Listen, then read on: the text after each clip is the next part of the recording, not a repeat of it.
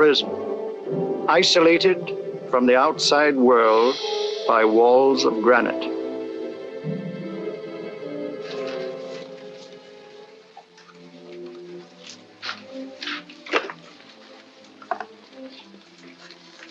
They say you could get out of here by merely telling what you know. You may or may not be another Scotland Yard bloke, but I'll give you the same answer I gave the others. I still have 2 years, 8 months, and 6 days left in which to make musical boxes. That'll be sold at auction for the benefit of this delightful sanctuary. And I intend to serve them.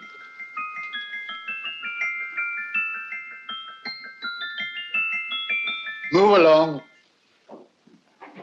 And now we come to the next object on our list, or I should say objects, because there are 3 of them.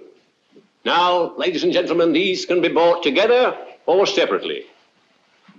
Now, these beautiful little musical boxes only arrived this morning, and I didn't intend to put them on the auction block until later, but I'm going to sell them now. So, good friends, as our old pal Mark Antony used to say, lend me your ears. And what do you hear? Right. The beautiful tinkle tinkle of a musical box.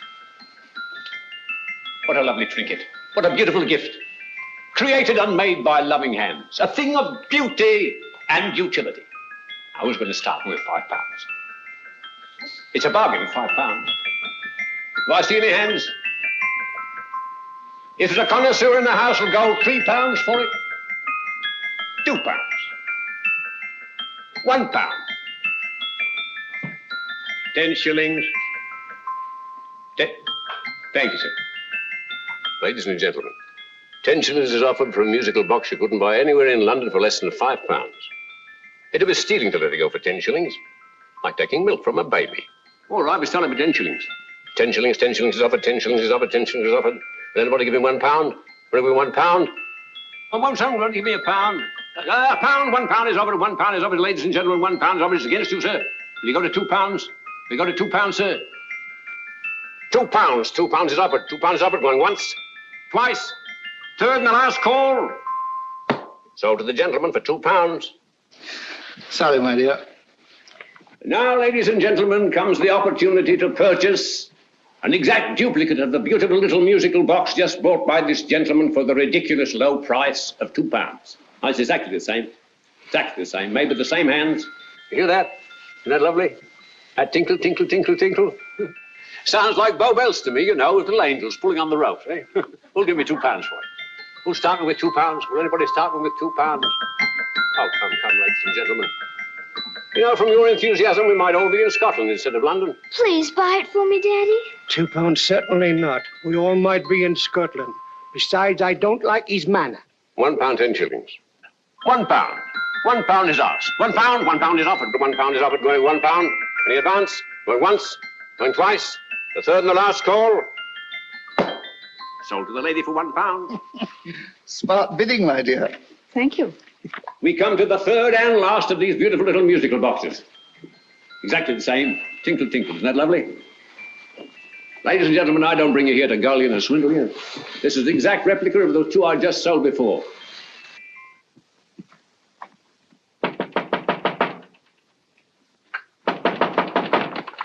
We're closed. But this is extremely important. Come in, sir, come in. I'm sorry to disturb you, but I was unfortunately delayed from arriving in time to bid on certain articles which I was rather anxious to obtain. Oh, perhaps they weren't sold, sir. We are carrying several things over. What might the articles be, sir? 3 identical musical boxes, about so large. Oh, I'm sorry, sir, but they were sold. Pity you weren't here to bid on them. They didn't bring anything like their real value. I'm most anxious to obtain them. I wonder if your records would show who the purchasers were. Oh, we don't usually give out that information, sir. For certain, shall we say, sentimental reasons, I'm most anxious to get in touch with the purchasers. I'd be willing to pay, shall we say, £5. Well, for certain sentimental reasons, sir, we'd be very happy to oblige. Alfred, today's sales. The 3 musical boxes. Musical boxes, yes. Ah, here we are. The first purchase for £2 from Mr. Julian Emery, 52 Portman Square. Write this address down, Alfred. Yes, sir. Second didn't leave any name. Oh, how unfortunate. I think she's a dealer. You see, they don't like us to know where the things are going. On account of the profits. You say the second purchaser was a woman. Can you give me a description of her? Oh, she was a young woman, fairly tall, slender. She had a light complexion and dark hair, and she was wearing A grey suit, don't you remember? That's right. She probably runs a gift shop. She paid £1. You say she comes here fairly frequently? No, I didn't say so. But she does, sir. Like as not, she'll come in on Thursday. We have sales on Mondays and Thursdays. Oh. And the third box? The third, Mr. William Kilgore, 143B Hampton Way. For 10 shillings. Quite a drop from £2. Mr. Kilgore was a Scotchman. Oh. Well, thank you. You've been most helpful. Oh, thank you, sir. And any time you're passing, drop in. We always have lovely things for sale. How kind, sir? Thank you. I'll be back Thursday.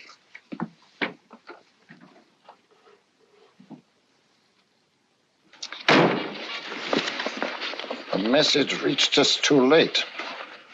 Musical boxes are being sold. Well, let's get out of here.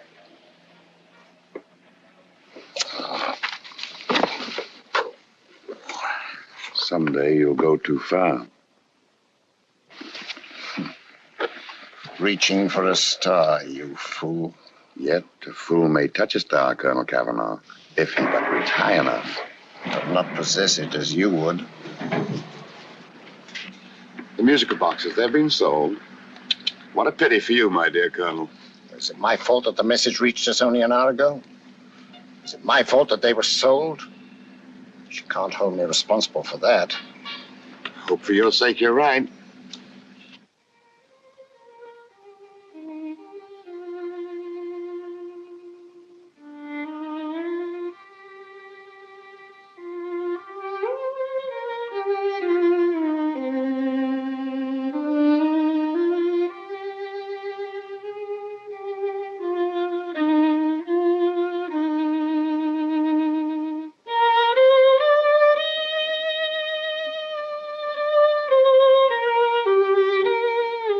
They will call upon you tonight at 7:45. A gentleman who desires to consult you upon a matter of the very deepest moment. Remember that letter, Holmes? It was written over 2 years ago. An interesting case. Devilishly interesting. Irene Adler. What a striking-looking woman from the brief glance I had of her. Seems only yesterday. What charm. What poise. And what a mind. Sharp enough and brilliant enough to outwit the great Sherlock Holmes himself. I take it the new issue of the Strand magazine is out, containing another of your slightly lurid tales. It is indeed. And what do you call this one? I call it A Scandal in Bohemia. Not a bad title, eh? If you must record my exploits, I do wish you'd put less emphasis on the melodramatic and more on the intellectual issues involved. More on what do you mean by that? Well, I do hope you've given the woman a soul. She had one, you know. By the woman, I suppose you mean Irene Adler. Yes. I shall always remember her as the woman.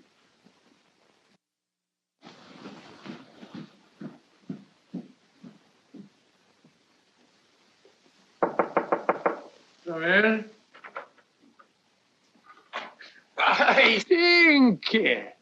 That's it, old boy. How are you? How are you, old boy? I haven't seen you for years. I want you to meet my old friend Sherlock Holmes. Holmes, this is Stinky. In other words, Julian Emery. How do you do, Mr. Emery? Watson has often spoken of you. Oh, has he? Yes, we were at school together. Yes, more years ago than I care to remember, but you didn't come in here just to remind me of that. No, I just happened to be in the neighborhood and saw your lights burning, so I took the liberty of looking you up. Still writing your mystery stuff? Yes, there's a new one out this week. Good, I never miss them. Oh, good, thanks. I say that bandage makes you look very interesting. Still poking your nose into other people's business as usual? Who hit you? I haven't the foggiest notion. Somebody knocked me on the head in my own living room, and then proceeded to commit the most idiotic burglary you ever heard of. Fellow must have been balmy as a coot. Balmy? Why?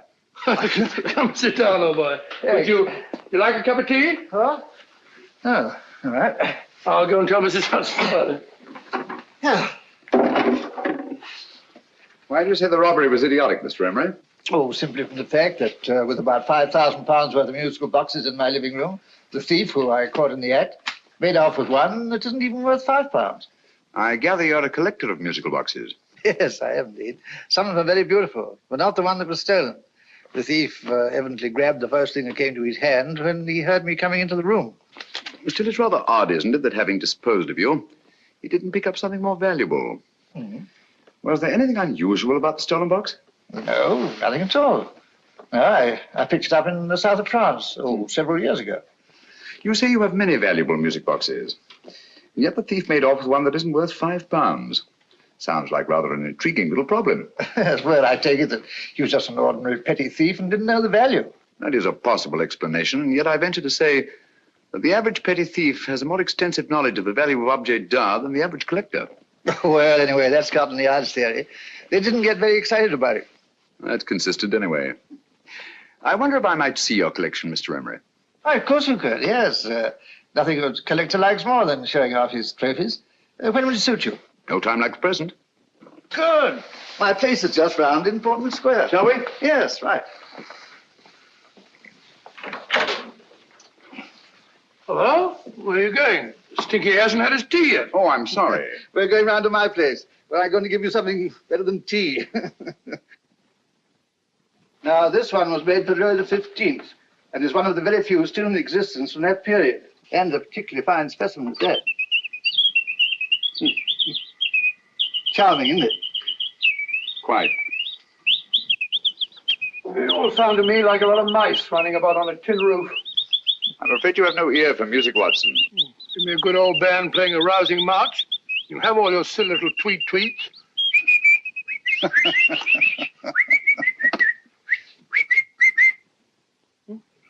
Another room.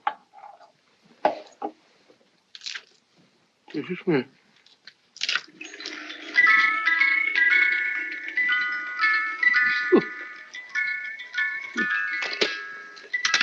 Stupid thing. Singing rabbit. What would you say offhand is the value of a box like that, Mr. Emery? Well, it's hard to say offhand, but I think we'll bring about £500 or £600 today. It's the gem of my collection.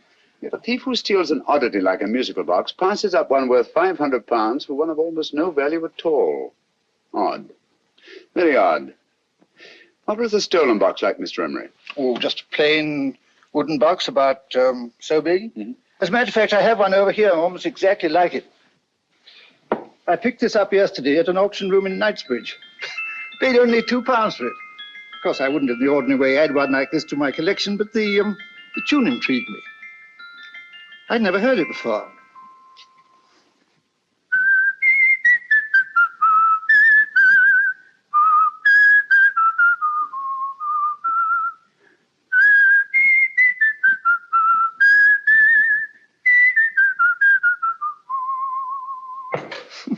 You have a remarkable ear for music, Holmes. Rather an unusual melody. Sit down, Will. Thanks.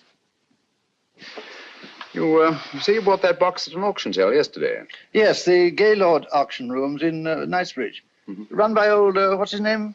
Crabtree. That's the man. At what time was the robbery committed? Oh, about 3 o'clock this morning.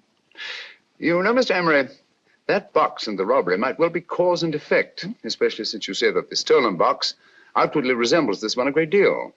And Scotland Yard were not particularly interested, eh? Oh, yes, but I wouldn't blame them for that, especially as I told them I was quite unable to describe the thief, except, of course, for the fact that it was definitely a man. All you remember is that you came in here and someone struck you on the head. Yes, and the next thing I knew, my man was trying to revive me. It might be wise for you to put that box away somewhere and lock it up. Oh, I don't think that's necessary. Besides, everything's insured. Well, at least if any further attempts at robbery are made, I'd suggest that you call the police, rather than running into any personal danger. Oh, come, Holmes, aren't you being a bit of an alarmist? Possibly. Well, I must agree with old Stinky. Seems to me you are making rather a mountain out of a molehill. Molehill is the word, old boy, and it's time you were in bed. Thanks so much for letting us see your place. Now, it's been glad meeting you. Holmes, I can't understand why you were so mysterious. Seems to me the petty thief explanation was the only sensible one. Really? I can't see how you can believe it was anything else. I didn't say I believed it to be anything else. The petty thief theory is the obvious one, I grant you. However, it's often a mistake to accept something as true merely because it's obvious. The truth is only arrived at by the painstaking process of eliminating the untrue. We are not able to do that in this case without further data. Rubbish, you're pulling my leg. You're trying to turn a tuppenny halfpenny robbery into an international plot. No, I'm not. I just hope that your friend Stinky is a little more cautious in the future. Just in case.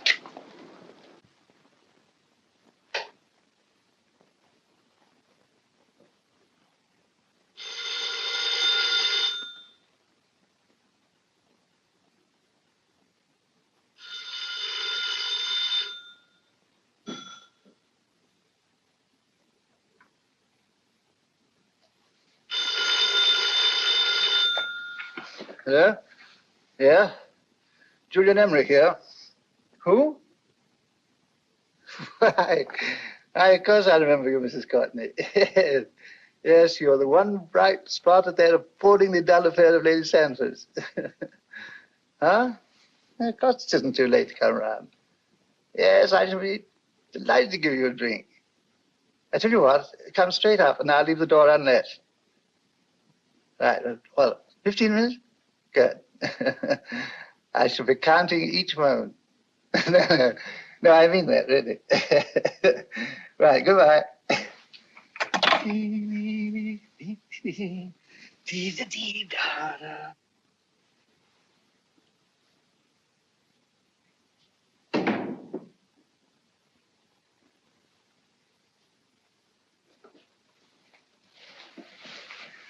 Boo!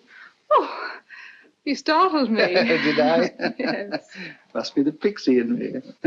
I know I shouldn't have called you so late, but I was at a party just around the corner, and I remembered your invitation to see your collection of musical boxes. My dear Mrs. Courtney, pleasure is all the greater for being so unexpected. My friends call me Hilda. Thanks. Mine called me Stinky. Stinky, how quaint. Oh, what a perfectly wonderful collection of musical boxes. You know, when you told me you had a collection, I had no idea it was so attractive. Yes. They appeal to the ear as well as to the eye. Oh, what a plain little one. Why, it looks just like a country cousin amid all this grandeur. No. You mustn't underestimate the country cousin. Only last night a burglar broke in here, and with all these to choose from, went off with one very much like it. Really? Yes, I don't mind the loss of the box so much, but I do resent this crack on the skull. But it makes you look so interesting. Oh, do you think so? Uh-huh. It's funny, that's what old Fatso said. Fatso? I mean, Dr. Watson. He was here this evening with a friend, a Mr. Holmes. He's interested in my collection, too. Sherlock Holmes? Yes. Do you know him? I've heard of him. Yes, he seems to think I'm in some sort of danger. What a haunting tune. It takes me right back to my childhood. Really? Do you know, it's odd that you should be interested in that particular musical box. Odd? Why? Because Mr. Holmes is also interested in it. He may have been more interested in the tune than in the box. My dear, yes, that's right. I remember now. He whistled it note for note, having heard it only once. Really? He must be a remarkable man. Bit of an alarmist, if you ask me. Don't you believe in warnings? Of course not. Who'd want a box like that? I would. You're not serious. Oh, but I am. Well, you put me in a very awkward position. I'm a collector, you know. And the collector buys but never sells. But if the price were high enough. The price has nothing to do with it. It's the principle of the thing. Yes, well, we haven't had our drink. No, thanks. I must be getting along. Must you really? I'm afraid so. You're not walking out on me, are you? My reputation. Stinky. I say, you know, you are an attractive woman. Thanks.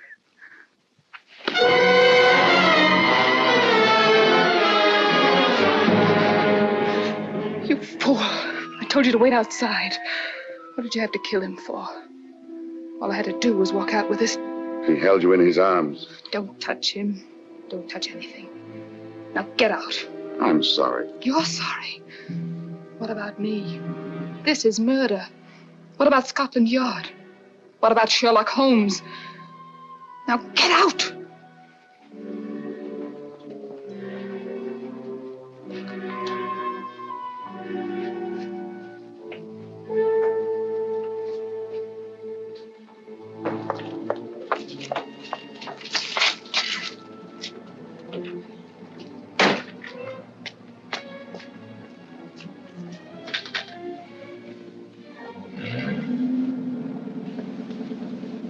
Did you get it? Good. Did you have any trouble with him? Just a matter of murder. Ah, Mr. Holmes. Hopkins? Thanks for coming so promptly. Inspector Lestrade suggested that I call through to you. Mr. Emery was a client of Mr. Holmes, Inspector. Indeed. You didn't mention that when I telephoned you, Mr. Holmes. Well, not exactly a client, Inspector. Sergeant Thompson? He was killed between the hours of 11 and 2 o'clock this morning, Mr. Holmes. Must have been someone he knew, someone of whom he had no suspicion. Poor old Stinky. It's all my fault. I should have prevented this. Well, it's no time to start talking about that now, Doctor. Apparently it's gone. That's the second attempt on the musical box that Emery bought at the auction sale. And this time it was successful. But that box was only worth £2. It was worth a man's life, Watson. I think we'd better pay a visit to Gaylord's auction room and that fellow Crabtree. Inspector, may I suggest that you make a complete search of this flat for a small, plain, musical box about that size. Thank you. Come on, Watson. You say the first box went to Mr. Julian Emery. The second to Mr. Kilgore, 143B Hampton Way. And the third to the unidentified young lady who presumably has a shop and lives near Golders Green. That's right, Mr. Holmes. Isn't it rather strange, Mr. Crabtree, that you should have had 3 identical musical boxes all playing the same tune? Where'd they come from? Dartmoor Prison. Dartmoor? Yeah, we get a regular shipment from there every month. The inmates manufacture them. Well, they make all kinds of things, you know, pipe racks, waste paper baskets, musical boxes. Did you happen to notice if anyone showed any particular interest during the auction in the purchasers of these 3 boxes? Oh, come now, Mr. Crabtree. This is very literally a matter of life and death. Well, since you put it that way, Mr. Holmes, there was a gentleman came in here about an hour after closing time, and he was in an awful state, he was. He gave me £5 to tell him where the boxes had gone to. He said they had a sentimental value for him, sir.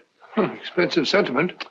Can you describe him? He was tall, distinguished looking, and he had grey hair and a moustache. He was quite a gentleman, sir. What was his reaction when you were unable to supply him with the address of the young lady who owned the shop? I told him the young lady usually come back on Thursday. He said he'd come back on Thursday. Now, that's tomorrow. Thank you, Mr. Crabtree. You've been very helpful. Thank you. Come along, Watson. Where are we going now, Holmes? To the home of Mr. Kilgore, the man who bought the 3rd box.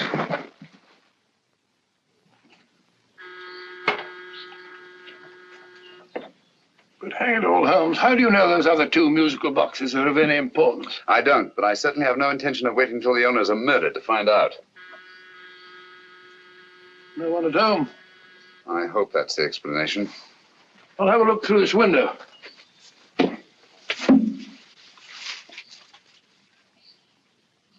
Doesn't seem to be anyone there. The whole place seems deserted as far as I can see. Yes. Mr. and Mrs. Kilgore at home? No. When do you expect them? Oh, in an hour or so. There's no use you're hanging about. They don't buy nothing from peddlers. Peddlers? My good woman, this is Mr. Sherlock Holmes. Sherlock Holmes? Oh, go on. Do you mind if we come in and wait? My business is rather urgent. Well, I've got to go out and do my shopping. And I don't know as Mrs. Kilgore like any strangers nosing about. Quite all right, I assure you. Well, I've got to be off. You two wait in the parlour. And no smoking either.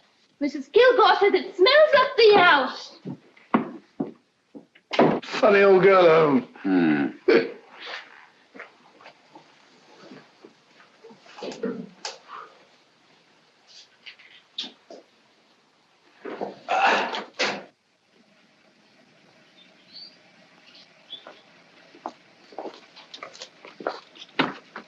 Park Lane. Park Lane? And what would the likes of you be doing in Park Lane? Now, don't worry about the fare, Ducky. If you knows how to get to Park Lane, up it.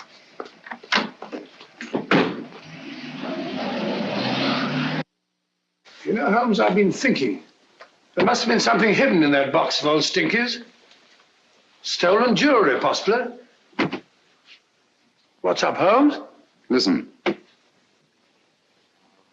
What's just the steam in the water pipes?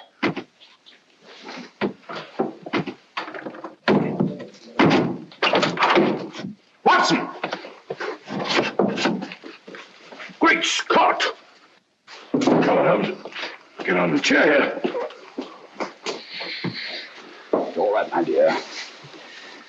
there. There. Now, don't worry. It's all over. There you are, dear. Don't cry anymore. She tied me up and shut me in the cupboard. I know. She won't come back. Did you show her your new musical box? Yes, she said she wanted to hear it play, and as soon as I showed it to her, she grabbed hold of it. I know. Now, don't worry. We'll buy you a new musical box. Yes, my dear, the best one in London. Watson. Oh, what a fool I've been. What do you mean, Holmes? She took the musical box out of this house in that market basket, right under our very noses. Why could the Kilgore charwoman want to take the music box? She isn't the Kilgore charwoman. She's a consummate actress. An extremely clever, unscrupulous woman who will stop at nothing. Take care of the child, will you, Wolfella, till our parents get back. Explain everything to them. Of course I will. But, Holmes, where are you going? Somewhere, somehow. I must get to the young lady who bought that third musical box before our opponents find out. I only hope that I won't be too late. Oh, no. No, darling, you mustn't cry anymore. Now, cheer up. Would you like to hear old Uncle make a noise like a duck?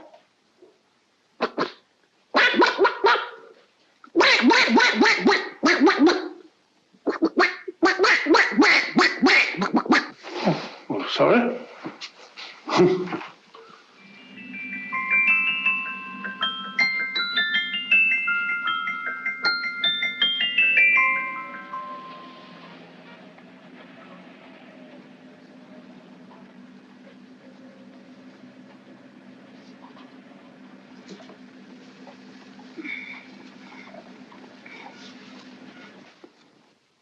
Now, ladies and gentlemen, how much am I offered for this beautiful lace Dresden china figurine?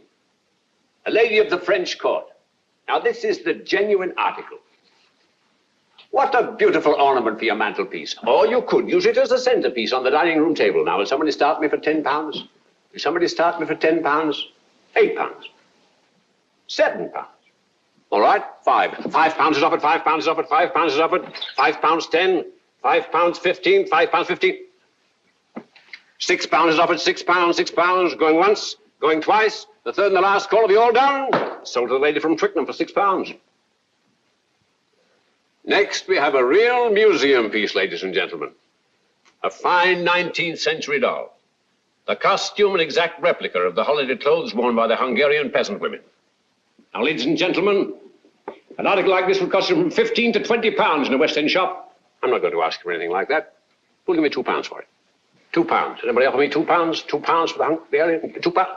£1. What? Anybody give me £1? Anybody offer me £1 for the doll? £1 is offered, ladies and gentlemen. £1 is offered. Now, I'm not going to waste your valuable time or mine in trying to get one half of what this beautiful doll is worth.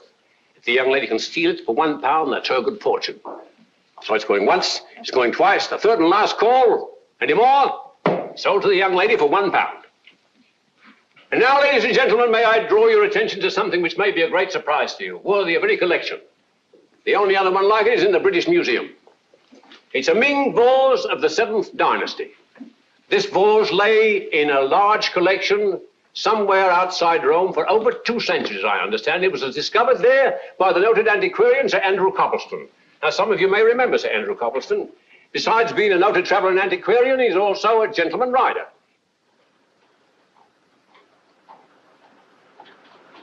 A girl with a parcel in her hands, that's her. Are you sure that's the girl? Well, she fits perfectly the auctioneer's description. Follow her, Hamid.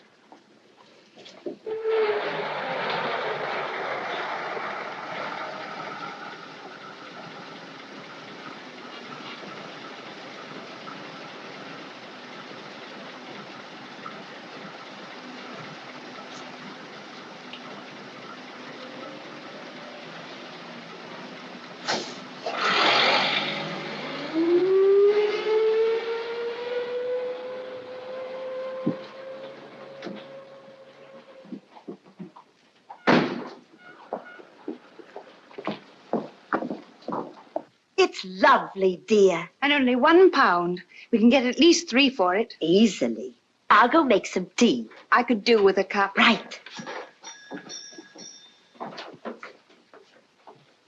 Good afternoon. Good afternoon. I'm looking for a birthday gift for a 7-year-old girl. What would you suggest? We have some lovely dolls. Now, this Hungarian I think peasant- she has enough dolls already. Books are always welcome. Well, I'm looking for something a little different. Well, that's rather cute. What is it? Well, that's a musical box. Children always love them. And this is an exceptionally nice one. It plays many tunes.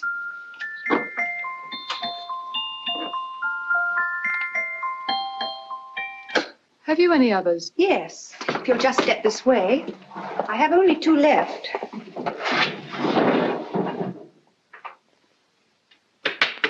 Oh, nice.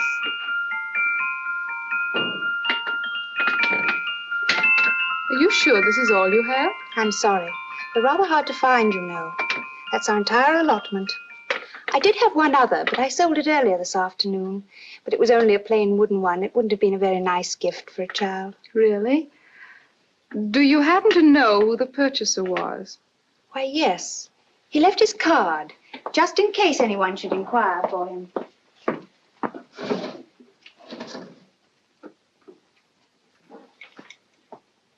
How interesting. I'm sorry, but I'm afraid I'll have to look a bit further. Thank you anyway. Good afternoon. Thank you.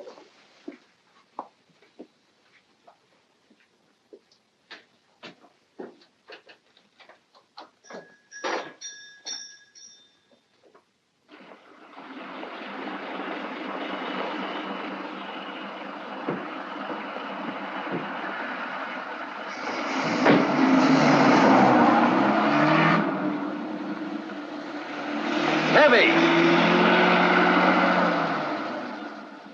Follow that cab. Here now, what? Scotland Yard. Hop in.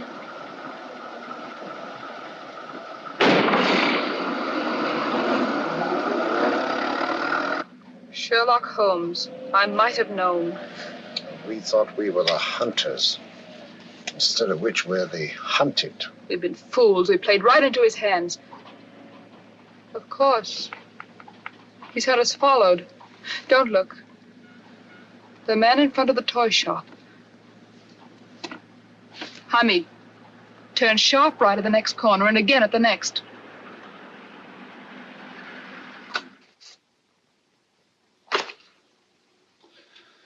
No photograph of her, Commissioner, as I expected. She's not a known criminal. But how do you expect to know if you do find her? After all, she was disguised as a charwoman. Don't worry, old fellow. If I ever see her again, I'll recognize her. Well, it won't be long till we know who they are and from where they operate. Who's covering them? Sergeant Thompson's following them, sir. They won't get away from him. He's a good man. We could have arrested them at Clifford's toy shop if we had any proof. But we know that they killed Emery. Proof, my dear fellow. We must have proof. We have x-rayed it, sir. There's nothing whatever concealed in the box. We'll have a look at the plates.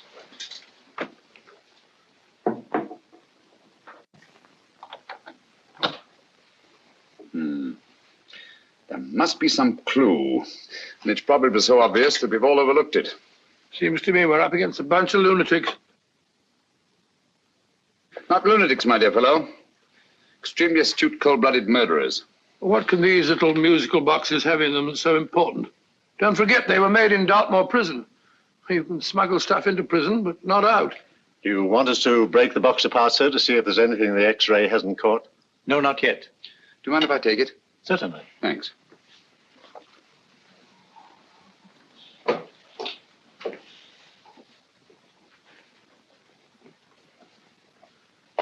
The governor of Dartmoor Prison informed us, sir, in answer to Mr. Holmes' question, that all 3 musical boxes were made by the same convict, John Davidson, serving a 7-year term, sir. Davidson? The Bank of England plates. That'll be all. Yes, sir. Now we're getting somewhere. Wait a minute. How did you know about the plates, Mr. Holmes? I'm a student of crime, Inspector. I make it my business to know about such things. And when the name of Davidson was mentioned... Well, who is this fellow Davidson? As long as Mr. Holmes seems to know all about it already, I suppose there's no harm in telling you. 2 years ago in London, there occurred a robbery of such tremendous importance, although the stolen articles themselves have no intrinsic value whatsoever, that the Home Secretary was instrumental in seeing that not a word of it appeared in any newspaper. But you never told me anything about this, Holmes. You were away at the time. Articles of no intrinsic value and yet of such importance? I don't understand. Davidson was apprehended within 15 minutes of committing the theft. But by that time, he'd hidden the articles in question and they've yet to be found. Before going further, Dr. Watson, I must inform you that this matter is not to be mentioned outside of this room. Of course not. Do I look like a man who'd gossip? Let's not go into that now, old fellow, shall we? Davidson had been employed for years in a position of extreme trust by the engravings department of the Bank of England. The articles he stole were nothing less than a complete duplicate set of plates for printing £5 notes. What? The Bank of England's own plates? Precisely.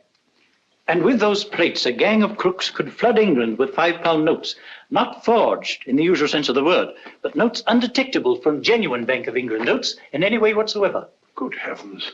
Any whisper at all might have resulted in enormous damage in shaking public confidence in the Treasury. We tried everything after we arrested Davidson. Offered him a shorter sentence if he'd tell us where he'd hidden the plates. Why, we even put in Scotland Yard men with him as cellmates, but no results. Obviously, Davidson is a man of strong character and infinite patience. Yet suddenly he feels impelled to smuggle out the secret of the hiding place of the plates to his confederates. Why? I don't understand, Mr. Holmes. Well, for example, has the Bank of England made any plans to radically change the design of the £5 note so that in, say, 7 years from now, notes made from the stolen plates would be worthless? Confidentially, Mr. Holmes, such a move was discussed. But replacing all the £5 notes in circulation would be such a Herculean task that nothing's been done about it as yet. I see. Of course, there is another possible explanation. Davidson didn't have much time to find a hiding place before he was captured. He may be afraid that the plates will be accidentally discovered before he's released. Hence his anxiety to communicate their whereabouts to his confederates as soon as possible. I believe you've hit it, Mr. Holmes. I'm sure that the message is contained in this musical box. Or rather, in all 3 musical boxes, since possession of all 3 seems to be essential. Our opponents have 2/3 of the puzzle, we have 1/3. Well, what are you going to do, Holmes? Try to deduce the message from the 1/3 that we have.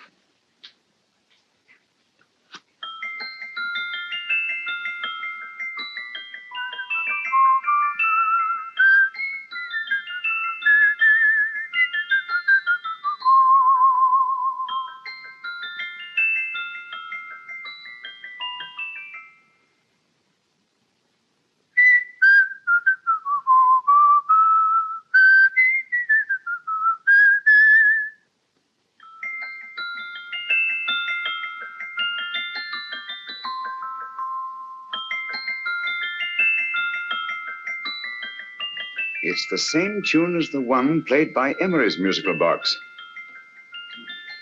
And yet it's different. Sounds the same to me. The tune. Somehow the tune is the key to the mystery. It must be the tune. Otherwise, why use 3 musical boxes to convey the message? Why not collar boxes or shoe boxes? Yes? Oh, it's for you, Inspector. Oh, thank you, sir. Inspector Hopkins speaking. What? Where? Golders Green Station reports they've just found Sergeant Thompson's body. From the tire marks on his clothes, he was apparently run over by a taxi. What an unfortunate accident. Not an accident, my dear fellow. I'm afraid it's murder. You never know just who you're going to meet when you're walking down a busy London street. Mrs. Hawkins, Mrs. Brown, any subject of the crowd. Oh, you never know just who you're going to meet. So you better hold your topper in your hand, just in case you meet a lady on the Strand. Girls will think you're kind of sweet, and your day will be complete. Oh, you never know just who you're going to meet. Now a gentleman is judged by his appearance. Yes, a gentleman is judged by how he talks. Now he's much better off when he's acting like a toff, especially if he's taking him a walk. What on earth is this outlandish place? A rendezvous for actors. Actors? Buskers, old boy. You've seen them 1,000 times. Actors who entertain the queues, waiting outside theaters. Still you're going to meet when you're walking down a busy London street. So you better wear your best. I'll advise to look your best, 'cause you never know just who you're going to meet. So you better keep your manners right in view, just in case a lie gives a how'd you do. Keep your trousers in a pleat, shine your shoes and keep them neat, 'cause you never know just who you're going to meet. Blimey. Mr. Holmes. How are you, Joe? Never met him. And yourself? Fine, thank you. I want you to meet a friend of mine, Dr. Watson, Joe's sister. Oh, well, any friend of Mr. Holmes is a friend of mine. Hi, Joe. He did me a good turn once that I'll never forget. Yes, I cleared Joe of a most unpleasant charge. Murder, no less. Oh, really? By proving to the satisfaction of the police that he was busy at the time blowing open someone's safe. That's right, Governor. Good gracious me. Joe, now you can help me. Come on, buzz off, buzz off. Come on, up it, up it. Can't a gentleman have some peace and quiet around here? And you too. There you are, Mr. Holmes. Now we can have some peace and quiet around here. Thank you, Joe. There's £5 in this for you. Well, I wouldn't want to take it on myself, sir, but I can get somebody to do it for you for half of that. You don't know what the job is yet. For £5? Murder, ain't it? What? No, Joe, not murder, just music. I want you to identify a song for me. Oh, there ain't a song that's been written that I don't know. That's why I came to you. Of course, the violin is more my instrument, but, oh, well, here we go. Now listen to this, Joe.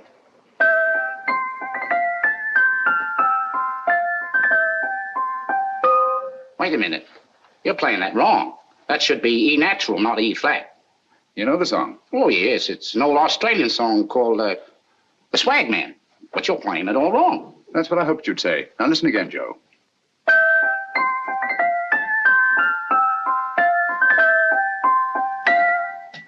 That's the same tune, all right. But you're making different mistakes than you did the first time. No, not mistakes, Joe. Call them variations. Here, play the song for me, will you, the way it's written.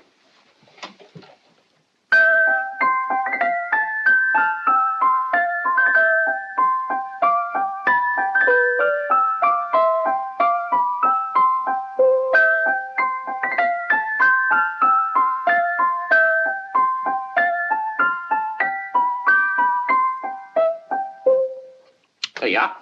Thank you, Joe. What's it mean, Holmes? Are you onto something? Perhaps.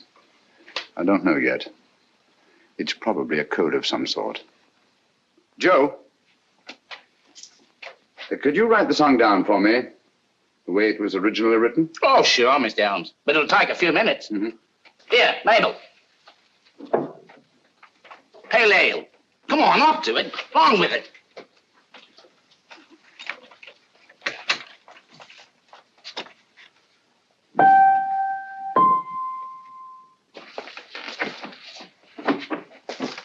Well, obviously it isn't the lyrics. No combination of those words made any sense at all. The variations in the way Emery's musical box played the tune are different from the variations in the one we have. You sure? Quite.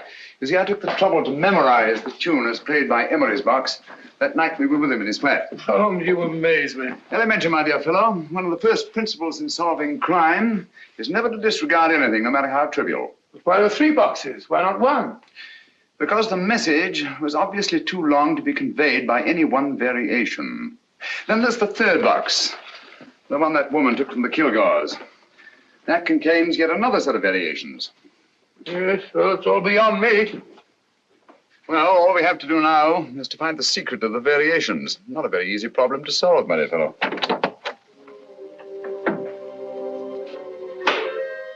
Hello. What's up? We've had company. I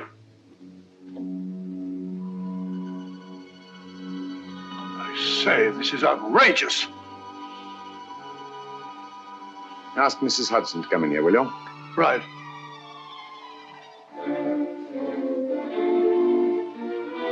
Mrs. Hudson? Yes? Oh, there you are. Will you come up here at once, please? Oh, coming, sir.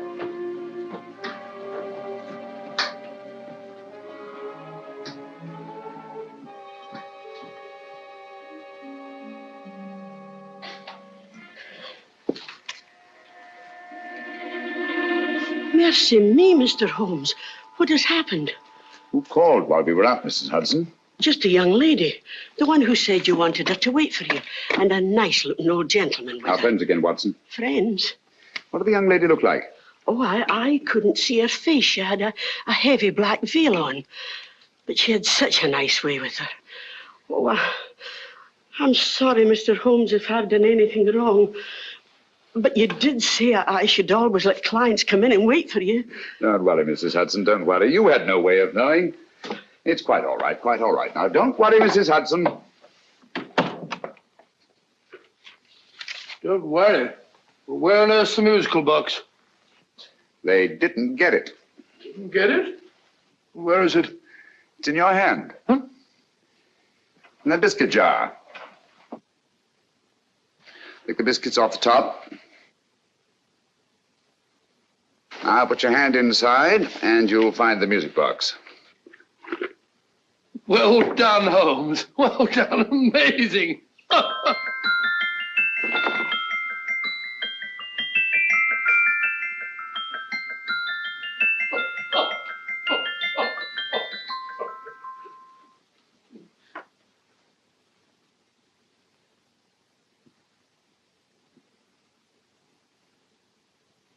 Phew, nice fresh smell.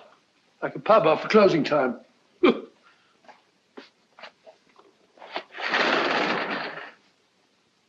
I say, Holmes, What? it's morning. Allow me to congratulate you on a brilliant bit of deduction.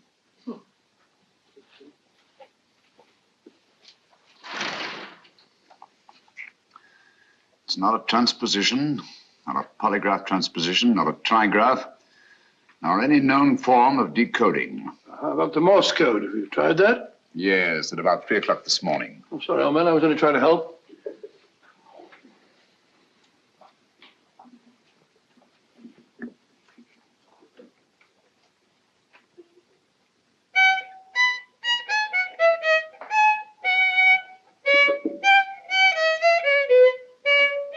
Oh, do me a favor. Not again. Must have heard that thing 1,000 times.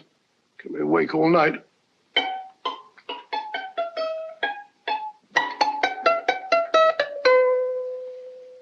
Not a very distinguished composition, I grant you.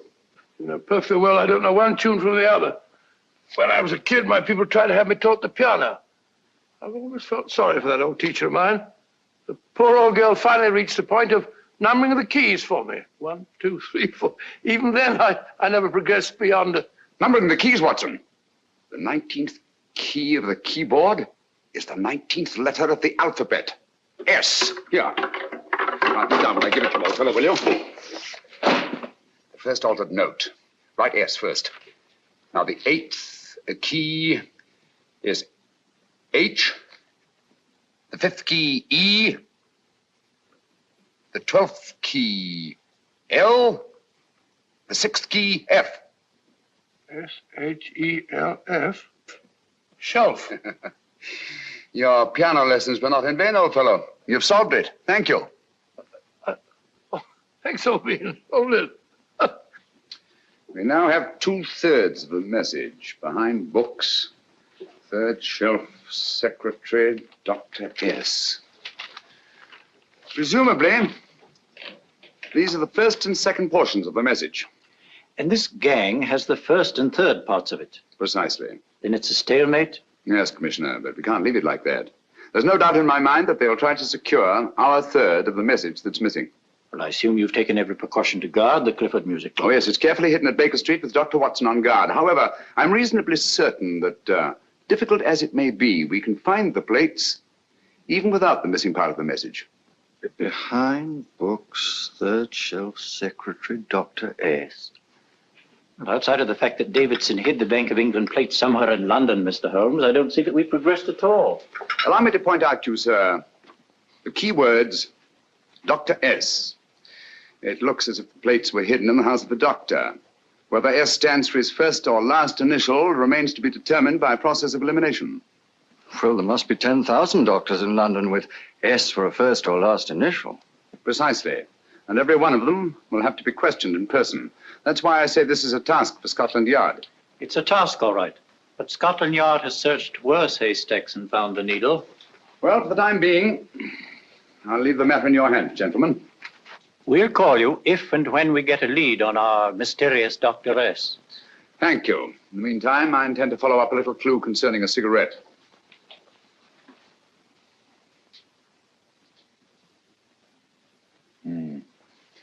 You're certain of the identification of the tobacco? Absolutely. I have made up this special blend for only 3 customers.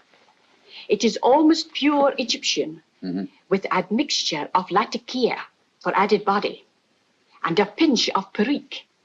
Merely a whisper, as one might say, for elusive fragrance. Yes. And the 3 customers? Major Wilson in Bombay, India. Mrs. Catherine Leamington Smith in Ireland. Yes, and the 3rd? Mrs. Hilda Courtney of Park Mansions, Bryanston Square. Thank you. Thank you very much. You've been most helpful. It is a pleasure to have been of service, Mr. Holmes.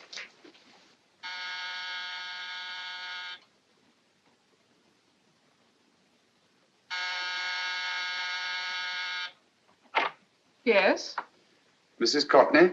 Yes. My name is Sherlock Holmes. Oh, do come in. Thank you.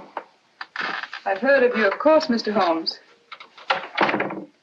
I believe we have a mutual friend in Sir Edward Brookdale. He's spoken to me of you quite often. Indeed. And to what good fortune am I indebted for this visit? I think you know Mrs. Courtney. Well, I did get a summons for speeding last week. But outside of that, I don't think I'm of any interest to the police. Oh, come now, Mrs. Courtney. You seem to forget that you and I have met before. I'm sorry. I'm sure I would have remembered meeting the great Sherlock Holmes. Please sit down. Thank you. You say we met before. Yes. At the home of Mr. and Mrs. Kilgore, 143B Hampton Road. Kilgore? I don't think I know anyone of that name. Well, I didn't say you knew them. As a matter of fact, you called on them when they were out. I don't understand, Mr. Holmes. Really? And you were dressed rather differently. Indeed. Cigarette? Thank you.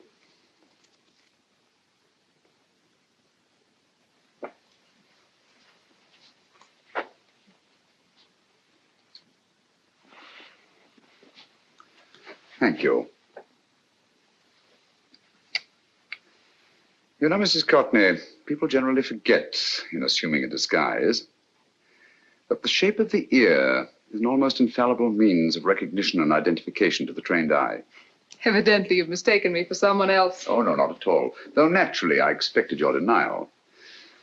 But when you paid your visit to my rooms at Baker Street, you carelessly left behind another identification. They're identical, aren't they? Yes, I must admit they are. You see, Mr. Holmes, to catch one as clever as you, I had to use a very special lure. I knew you'd be unable to resist the bait of my cigarette, having read with great interest your monograph on the ashes of 140 different varieties of tobacco. I should advise you not to move, Mr. Holmes. I must congratulate you on your ingenuity, Mrs. Courtney. It was indeed a brilliantly designed trap. Thank you, Mr. Holmes. Praise from a master is indeed gratifying. I shall always cherish the memory of your flattering words. Memory?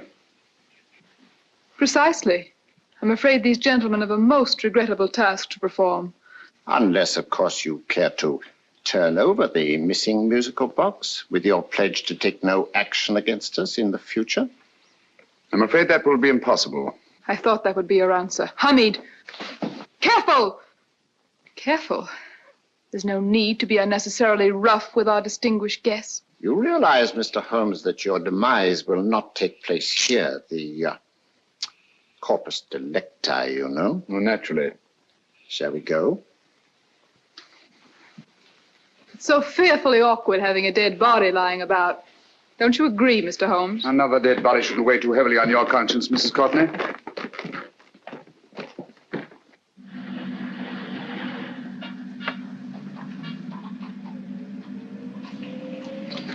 You mind if I have a cigarette? Don't see why not.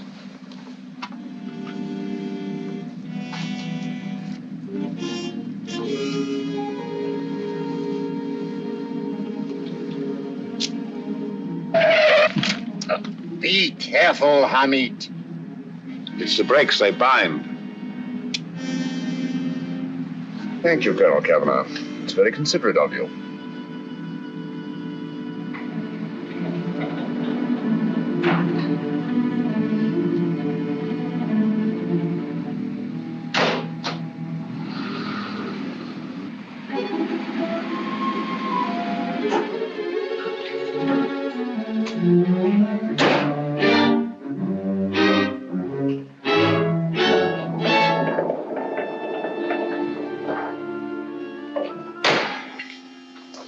You'll be happy to know, Mr. Holmes, that your death will be a painless one. Hamid, attach this to the motor of the taxi.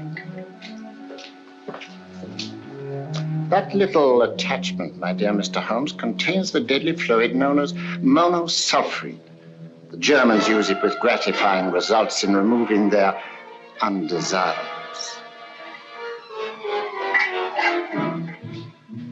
Start the motor.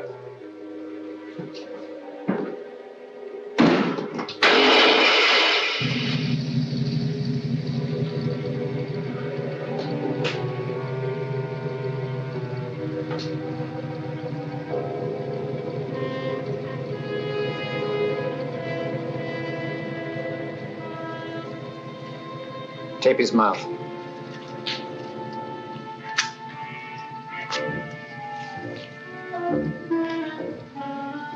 Now, up with him, Hamid.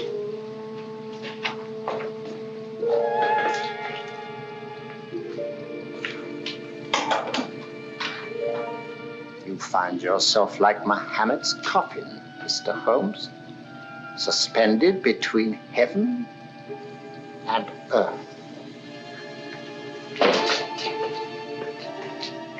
Plenty of fuel in the tank?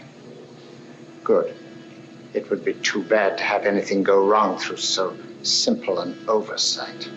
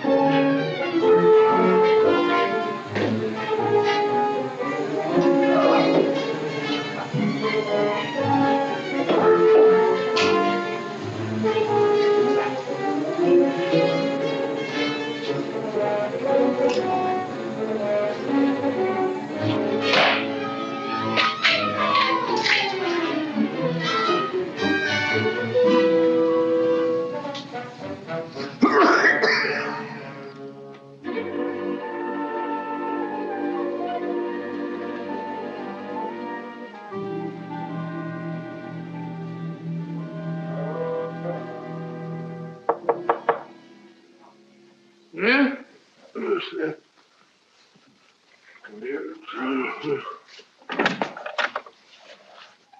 Good afternoon. Mr. Sherlock Holmes? No, I'm Dr. Watson. Oh, of course, Dr. Watson.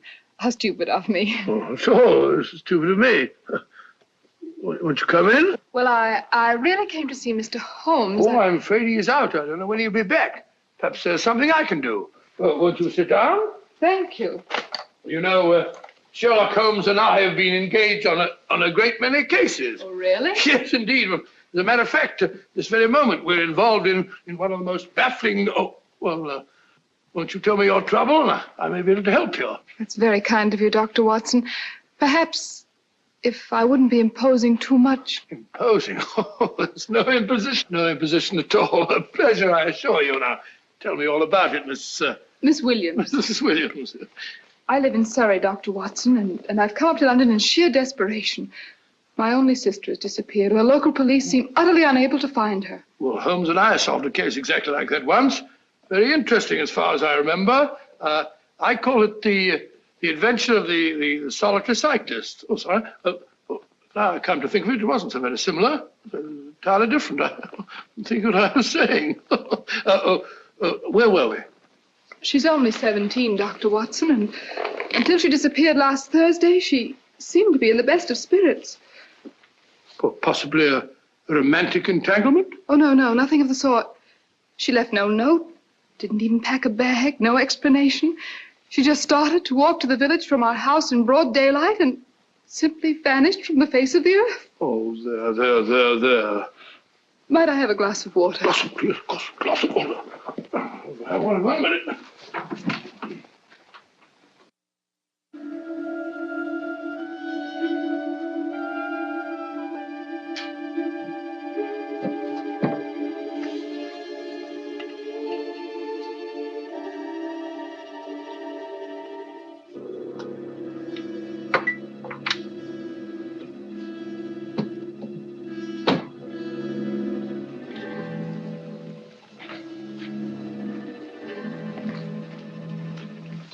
There you are, my dear. Thank you, Dr. Watson. No, you're not to cry anymore. You must pull yourself together. Oh, I feel much better already knowing that you're going to help me. Oh, Dr. Watson, look! Good heavens! Get through the fire brigade, quickly!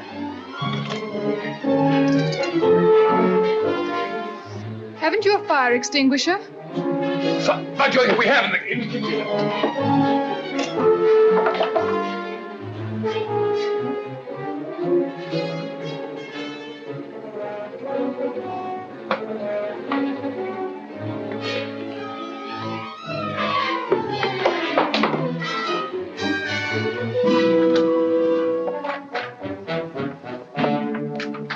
Don't you worry, Miss Williams. We'll have this thing out in no time.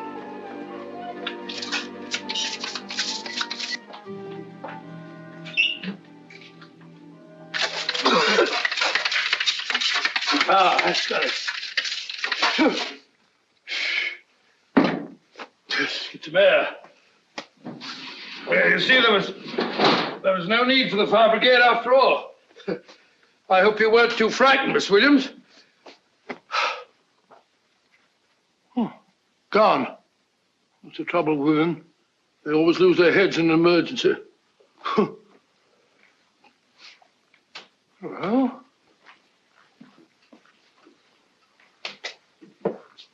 A musical box. Great Scott! Miss Williams!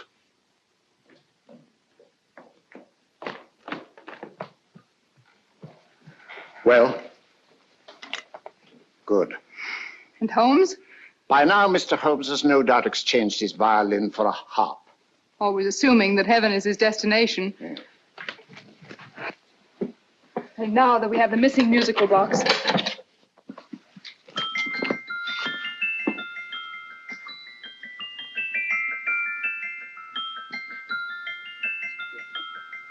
Nineteenth note.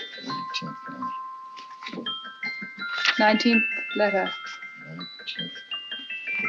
Yes.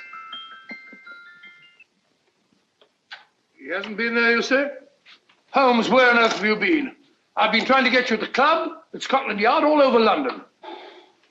You were looking for me in the wrong places. Holmes, terrible things happened. I've been duped. That woman, she made a complete fool of me. Well, what do you mean? Well, she came here and let off a smoke bomb. I thought the whole place was on fire, and my first thought was to save the musical box. No need to say any more. She has the box. Yes. Don't blame yourself too much, old fellow. She's an extremely clever antagonist. Smoke bomb, you said? Well, you can console yourself with the thought that your charming friend is at least a reader of yours. What do you mean? If I remember correctly, you wrote about my little experiment with smoke and the cry of fire in a story you entitled A Scandal in Bohemia, which has just appeared in the Strand magazine. All right, old boy. Don't rub it in. Well, it may cheer you up to know that you made a fool of me, too.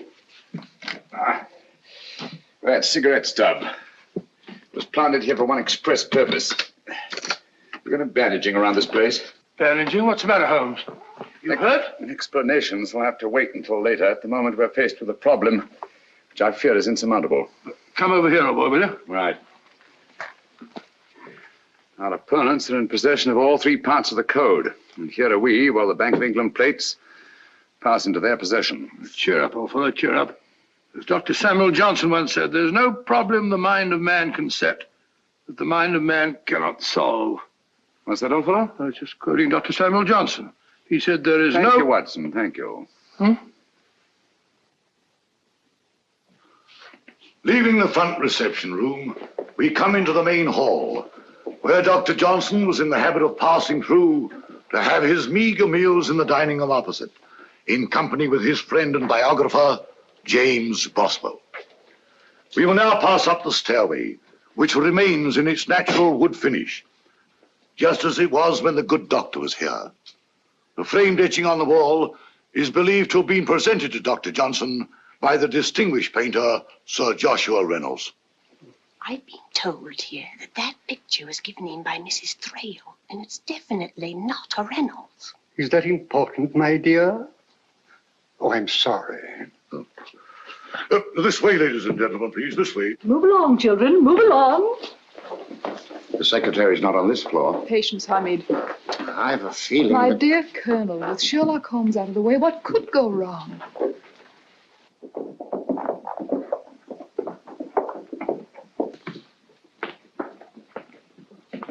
And here we have the Garrett Library, in which Dr. Johnson wrote his famous dictionary, and in which you will see also many of the great man's books and other items of interest.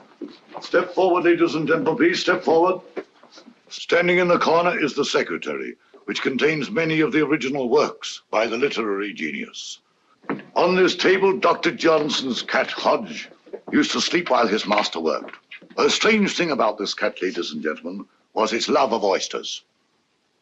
They do say that the dear doctor often went hungry to find the cat that delicacy. What a pity. Now we will visit the grey room, which is immediately below us, in which you will see the very bed in which Dr. Johnson died. What did he die of? Gout. Just gout. This way, ladies and gentlemen. Mind the steps, please.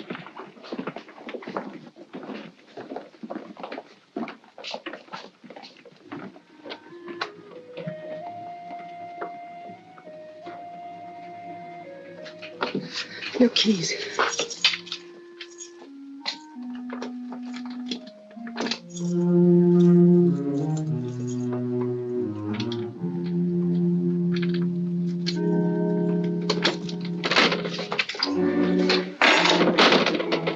Third shelf up.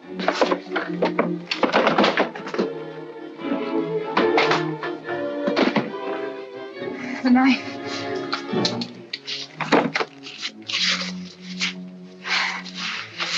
Gentlemen, the Bank of England plates. Well, Mrs. Courtney, so we meet again. No, I shouldn't do that if I were you, Colonel Cavanaugh.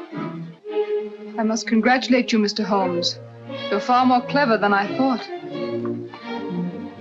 Thank you, Mrs. Courtney. Praise from you is indeed gratifying.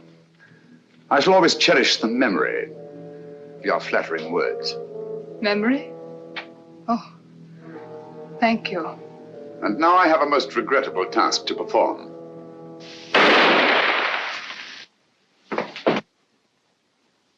Holmes! Coming, Holmes! Holmes! You all right? Perfectly, thank you, old fellow, but I think this gentleman on the floor requires some medical attention. We must see that he looks his best, you know, when he's hanged. Take them in charge.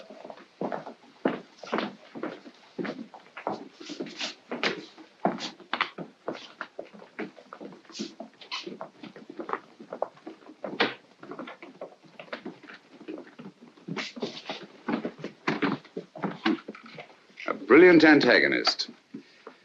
It's a pity her talents were so misdirected. Will you see that these plates are returned to the Bank of England, Inspector? I still don't understand how you solved it, Mr. Holmes. It's entirely due to Dr. Watson. He gave me the clue when he mentioned Dr. Samuel Johnson. Well, congratulations, Doctor. Oh, thank you, Inspector. I don't think I'd have done it entirely without Mr. Holmes's help, you know.